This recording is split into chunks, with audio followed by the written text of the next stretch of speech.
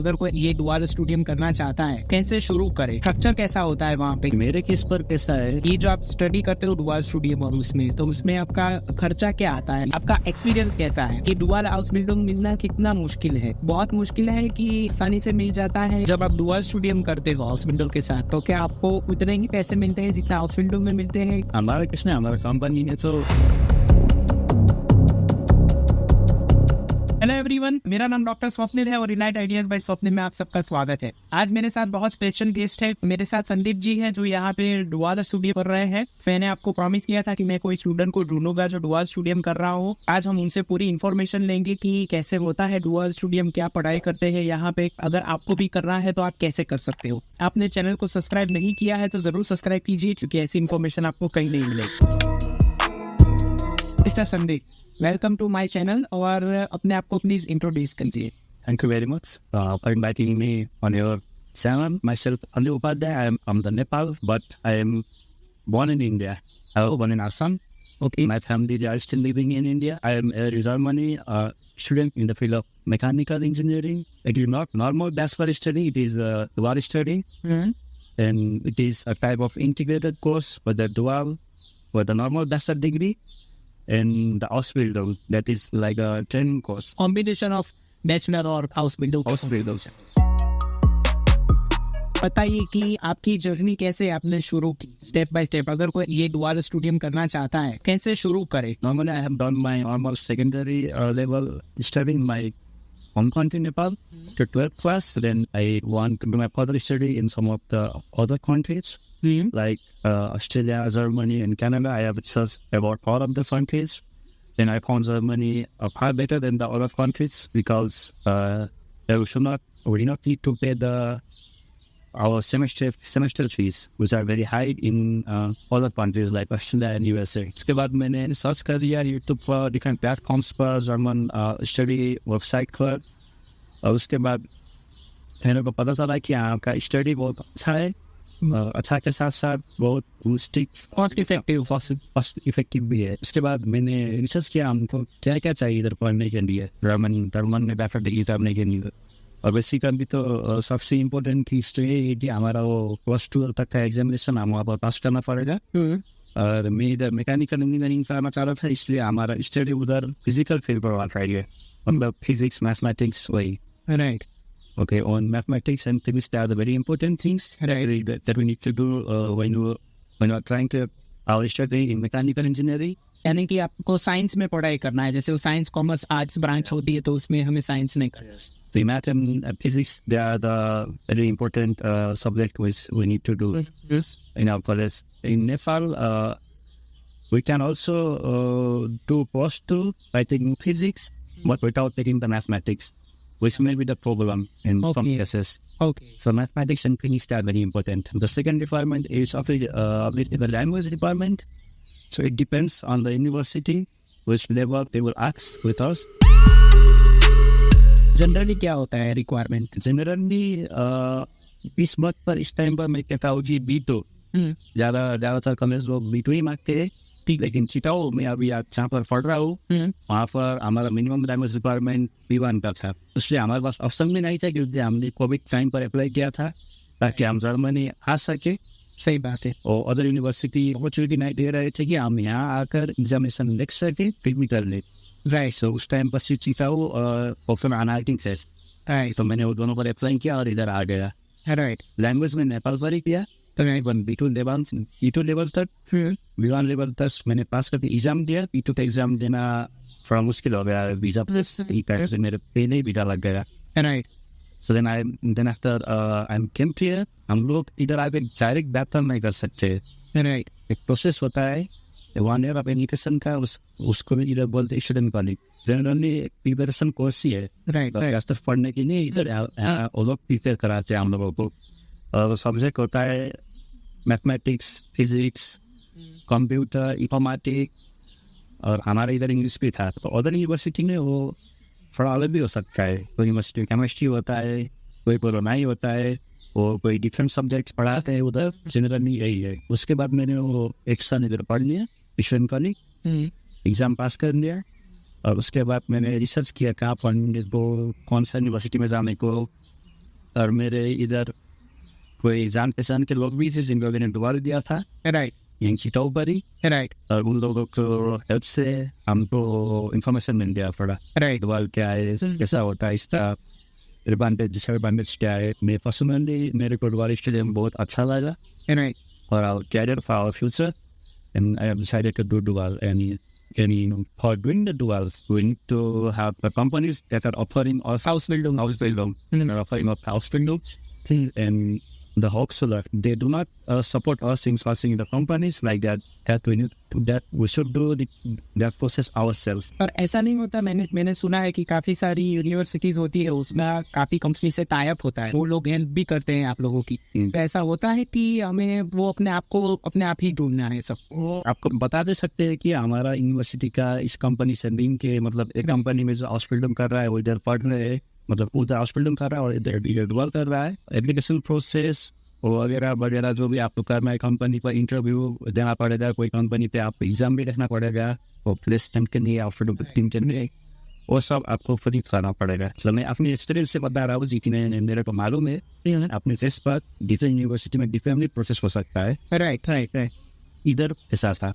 सबसे पहले आपने 12th तक खत्म किया, उसके बाद फिर आपने लैंग्वेज की B1 तक किया वहाँ में नेपाल में, फिर यहाँ पे स्टूडियम कोलेजन के लिए आपने अप्लाई किया, उसके बेस पे आप यहाँ पे आए स्टूडियम कोलेजन करने। 1 साल आपने स्टूडियम कोलेजन किया, वो क्लियर करने के बाद आपने बैचलर के लिए अप्लाई किया यहाँ पे, और बैचलर में मिलने के बाद बैचलर शुरू करने पर डायरेक्टली ये कंपनी ढूंढना होता है कि एक बार शुरू हो जाता है बैचलर, फिर कुछ समय के बाद आप कंपनी ढूंढ सकते हो? कंपनी तो आपको पहले ही ढूंढना पड़ेगा, मतलब आप आप अप्लाई करेंगे इधर, आपको 2 डिफरेंट सब्जेक्ट्स होता है, डिफरेंट फैकल्टी होता है। एक होता है नॉर्मल बैचलर डिग्री और दूसरा वाला होता है आपका dual bachelor degree with integrated hospital, मतलब इंटीग्रेटेड वो डुअल वाला। आपको डिसाइड करना पड़ेगा पहले से, मैं इस पर अप्लाई करूँ उस पर अप्लाई करूँ।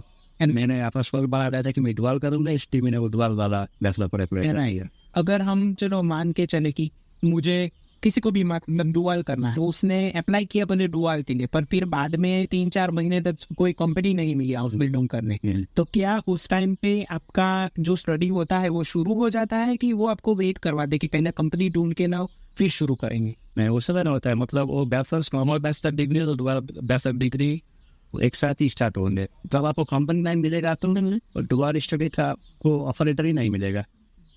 ऑफर लेटर पाने के लिए पहले आपको कंपनी मिलना पड़ेगा, और कंपनी का वेरिफिकेशन आपको ऑप्शनल को देना पड़ेगा यूनिवर्सिटी को, और वो देखेंगे कितना वैलिड है वैलिड नहीं है, और उसके बाद उन लोगों ने आपको ऑफर लेटर देंगे।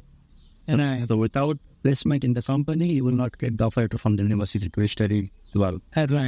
अगर हम चलो किसी ने शुरू कर दिया कि बैचलर, फिर 3-4 महीने के बाद कोई कंपनी ढूंढ ली हाउस बिल्डिंग करने के लिए, तो क्या वो बाद में वो एप्लीकेशन दे के नॉर्मल बैचलर को डुअल में कन्वर्ट कर सकता है कि नहीं कर सकता? डिपेंड करता है यूनिवर्सिटी से, लेकिन वो बहुत डिफिकल्ट प्रोसेस है मेरे ख्याल से। वो कर सकता है, मतलब वो अगले सेमेस्टर पर कर सकता है, दूसरा सेमेस्टर पर। इसका मतलब नहीं कि वो दूसरा सेमेस्टर सेकंड सेमेस्टर मतलब स्टार्ट कर सकता है, वो फिर से ही फर्स्ट सेमेस्टर को स्टार्ट कर वो कम दुआ स्टडी के साथ साथ ले जा सकता है। मतलब पहले से ही आपका लक चाहिए इसमें कि पहले आपको, और कंपनी मतलब आपको पहले से ही ढूंढना है, कंपनी को पहले से ढूंढना है, उसके बाद फिर आप अप्लाई करो यूनिवर्सिटी में डुअल के लिए। स्ट्रक्चर कैसा होता है वहाँ पे? कितने दिन आपने यूनिवर्सिटी में पढ़ाई कर ली, कितने दिन कंपनी में हाउस बिल्डिंग कर लिया, ये कैसे होता, कैसे स्ट्रक्चर कैसा है? वो भी डिफरेंट होता है, वो भी सुना है यूनिवर्सिटी से कम डिफरेंट होता है।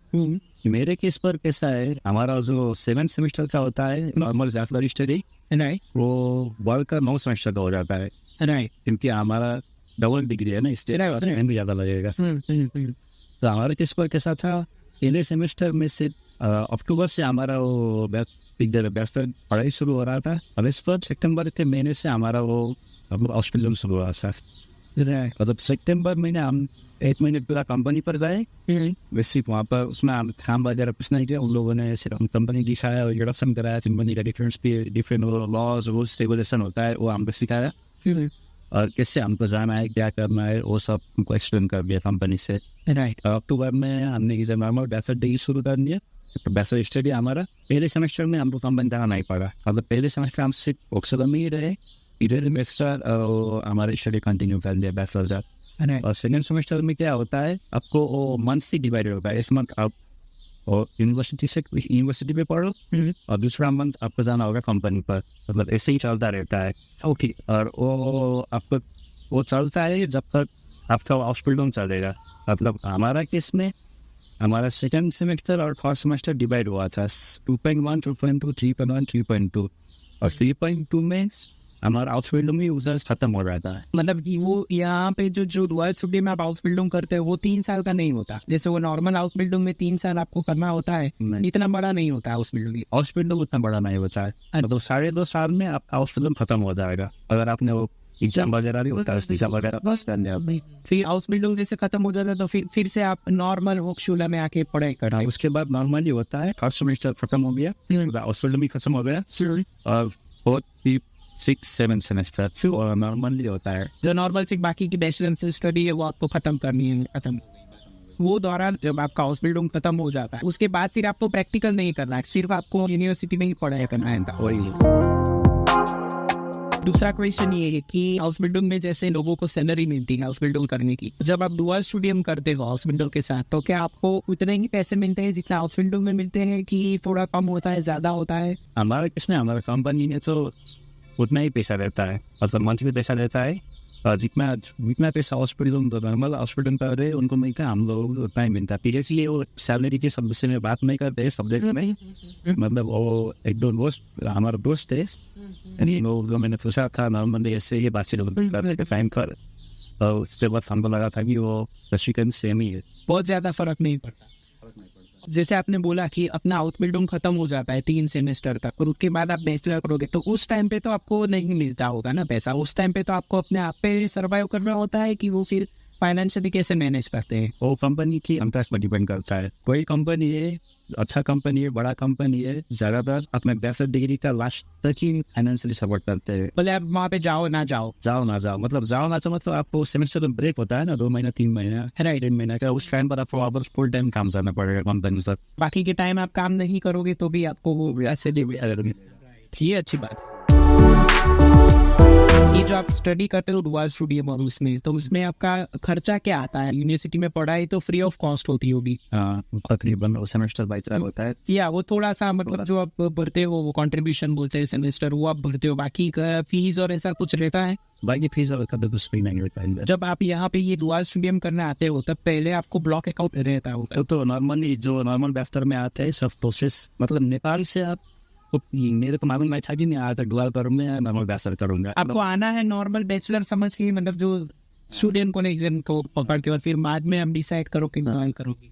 यही बात है कि सबसे पहले आपको लैंग्वेज सीखना है, लैंग्वेज के बाद आता है जो बैचलर की प्रोसेस में डुअल स्टूडियम का 1 साल जो आपको 13th ईयर ऑफ स्टडी बोलते हैं यहाँ पे, वो आपको यहाँ पे आके करना होता है और उसके बाद आपकी स्कूल की जो डिग्री होती है वो इक्विवेलेंट हो जाती है जर्मन की डिग्री के साथ। उसके बाद आपकी बैचलर स्टडी शुरू होती है और आपके पास 2 रास्ते हैं, या तो आप बैचलर करो या तो आप डुअल स्टूडियम करो, और उस टाइम पे आप डिसाइड कर सकते हो कि आपको कौन सा करना है।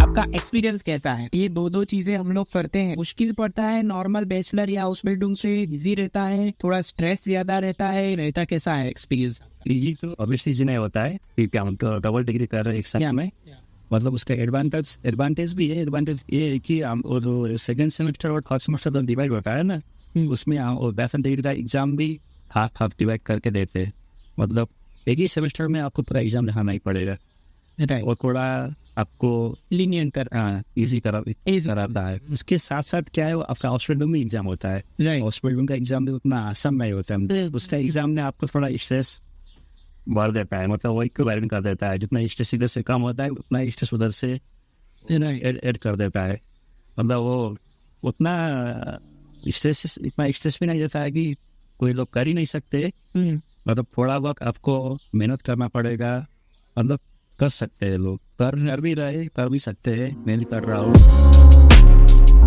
ये डुअल हाउस बिल्डिंग मिलना कितना मुश्किल है? बहुत मुश्किल है कि आसानी से मिल जाता है कि काफी सारी कंपनीज है कि उनको रिक्वायरमेंट ज्यादा रहती है, शॉर्टेज में है, क्या सिनेरियो क्या है इसका? गवर्नमेंट ने डुअल स्टडी को थोड़ा ज्यादा बढ़ाने की कोशिश कर रहा है, वो जो प्रॉपर होता है स्टूडेंट के लिए, यदि वो पढ़ते ही कंपनी को जानते हैं, उसको पहचानते हैं, कैसा चलता है सब कुछ, मतलब पॉजिटिव साइड बहुत ज्यादा है इसका। ऐसा नहीं है कि हर यूनिवर्सिटी में और दुआ मिलता है, यूनिवर्सिटी से यूनिवर्सिटी डिपेंड करता है। आपको देखना पड़ेगा कौन यूनिवर्सिटी प्रोवाइड कर रहा है, कौन प्रोवाइड नहीं कर रहा है, और उसके बाद आपको देखना पड़ेगा कि जो यूनिवर्सिटी में आप पढ़ना चाहते हो उसके सराउंडिंग पर वो कंपनी वगैरह महंगे, अगर ये तो वो कंपनी प्रोवाइड करते हैं महंगे, मतलब वो आपको थोड़ा प्लानिंग करना पड़ेगा, थोड़ा रिसर्च करना पड़ेगा, नहीं। और अगर कंपनी है भी उसमें इतना आसान नहीं है कि अप्लाई कर दो आपको पोजीशन मिल जाए। वही पूछ रहा हूँ। वो लोग आपका सर्टिफिकेट देखते हैं, स्टडी का सर्टिफिकेट देखते हैं, उधर नेपाल पास कैसा किया था मेरे केस पर, इस पर इंडिया और पाकिस्तान इधर भी है कैसा किया था, और इधर भी हमको एक एग्जाम देना पड़ेगा और 1 साल के बाद तो स्टूडेंट को लेंगे, उसमें परफॉर्मेंस कैसा था वो सब देखते हैं वो लोग, और इंटरव्यू फेस भी होता है। मेरे केस में इंटरव्यू हुआ था लेकिन मेरे एग्जाम देना नहीं पड़ा था कंपनी पर, नहीं। और कभी कोई भी कंपनी में जाने के लिए एग्जाम भी पास करना पड़ेगा, और एग्जाम भी लेते हैं एप्टीट्यूड टेस्ट जैसा वो लेते हैं कि कितना आ रहा है आपको, मतलब उतना ज़्यादा डिफिकल्ट भी नहीं है और उतना आसान से भी तो किए नहीं मिलता है, थोड़ा बहुत लोग को रिसर्च मेहनत करना पड़ेगा। डुअल स्टूडियम करने के बाद अपॉर्चुनिटी जो है वो क्या नॉर्मल बैचलर से ज्यादा होती है? यानी कि अगर जॉब का सिनेरियो देखें हम लोग, आप जैसे कंपनी में हाउस बिल्डिंग कर रहे हो, वो लोग ही मोस्ट ऑफ द टाइम आपको फिर बाद में इंजीनियर की पोजीशन देते हैं डुअल डिग्री के साथ, या तो फिर बैचलर के कंपेयर में क्या फायदा क्या रहता है इसका? फायदा वो है क्योंकि आप अपने पढ़ाई के पहले साल से ही जो कंपनी के साथ आप लगे रहते हो ना, अटैचमेंट होता है कंपनी के साथ, और आप वो कंपनी को जानते हो, पहचानते हो। मतलब जो डुअल सर लेते हैं वो स्टूडेंट के लिए वो थोड़ा नॉर्मल हाउस बिल्डिंग जो करते हैं ना, उन लोगों के हिसाब से थोड़ा अलग से ही इधर करते हैं, वो कंपनी का प्रोजेक्ट मैनेजमेंट वगैरह, और जो भी आपको स्टूडेंट के कैरियर में वो रिक्वायरमेंट होता है ना, तो इम्पोर्टेंट होते हैं प्रोजेक्ट मैनेजमेंट, कंपनी का स्ट्रक्चर, कंपनी को क्या इम्पोर्टेंट है, कैसा होना चाहिए इंजीनियर मेरे केस में, नहीं वो चीज़ भी थोड़ा बहुत आता है उस फील्ड पर, उस तरीके से इवेंट करते हैं लोगों को, क्योंकि कंपनी आपको पेमेंट कर रहा है, इसका मतलब ये है कंपनी आपसे कुछ चाहता ही है, फ्यूचर में चांस होता है कंपनी, मतलब अगर वो कंपनी अच्छे लेवल पर है, कंपनी का कोई बुरा मत नहीं चल रहा है, पीसफुल गुंज के नहीं जा रहा है, लॉस में नहीं जा रहा है, तो ऑब्वियसली कंपनी उससे लोगों से ज़्यादा आपको ही प्रीफर करते हैं, नहीं पोजीशन डेफिनेटली, और एडवांटेज भी है। मैक्सिमम केस में जो बड़ा कंपनी है वो लोग, उन कंपनी में वो भी होता है कि आपको युवा गारंटी, प्लेसमेंट गारंटी भी देते हैं, वो जॉब सिक्योरिटी जितना जॉब सिक्योरिटी है। और आपकी जो पोजीशन होती है डुअल स्टूडियम वालों की, वो हाउस बिल्डिंग से तो डेफिनेटली ऊपर ही जाएगी जॉब में। जनरली आप लोग बॉस लेवल पे काम करते हैं और बाकी हाउस बिल्डिंग जो होते हैं वो नॉर्मल रेगुलर लेवल पे काम करते हैं। बैचलर के हिसाब में क्या फर्क पड़ता है उसमें? हाउस बिल्डिंग मतलब सेम ही है, अगर आपको जो नॉर्मल हाउस बिल्डिंग करने दो ना लोग, आपसे हाउस बिल्डिंग करने के बाद भी आपको सर्टिफिकेट वही लेवल से ही मिलता है, मतलब उस हाउस बिल्डिंग के सर्टिफिकेट से आप इंजीनियर भी नहीं हुए, कोई प्रॉब्लम से अगर आपने वो स्टडी पास नहीं कर सके बैचलर डिग्री, तो आप जरूर हाउस बिल्डिंग में सर्टिफिकेट से आप नॉर्मल जे आप आके लोग जैसे काम करते हैं ना हाउस बिल्डिंग करने के बाद, वैसे भी काम कर सकते हो, वो लेवल एक ही है हाउस बिल्डिंग। ऐसा नहीं, पर आप बैचलर भी खत्म कर लेते हो, उसके बाद जब कंपनी में आप काम करते हो तो नॉर्मल हाउस बिल्डिंग से आपकी पोजीशन डेफिनेटली तो बैचलर खत्म करने के बाद तो मेरे किस्मत हम इंजीनियर हुए ना। हाँ इंजीनियर, वही बात करूँ, तो वो बैचलर के कंपेयर में फर्क पड़ता है आपको कि आपने डुअल किया है और एक नॉर्मल बैचलर आना है और इसने डुअल किया है, डिग्री तो इक्वली एक ही है, मतलब बैलेंसी है। एंड फिर फिर आपको ये होता है कि हमने जो करीब 4.5 साल से डुअल कर लेंगे ना, मेरे केस पर 4.5 साल से मैं कंपनी में रह रहा हूँ, कंपनी रेफरेंस मतलब ज्यादा मिलता है, सर्विस ज्यादा मिलता है, जॉब सिक्योरिटी का चांसेस बढ़ जाता है और ग्रोथ का पोटेंशियल भी बढ़ जाता है। आई होप कि आप लोगों को काफी सारी इन्फॉर्मेशन मिल गई है, आप लोग भी डुअल स्टूडियम कर सकते हैं संदीप जी ने जैसे बताया इस तरीके से। अगर आपको कोई क्वेश्चन है तो जरूर हमारी वेबसाइट का कांटेक्ट कीजिए, लिंक मैंने डिस्क्रिप्शन बॉक्स में दिया हुआ है। Thank you very much mister Sandeep ji, आपने पूरा टाइम निकाला आज हमारे साथ वीडियो बनाया। Till then have a nice day, bye.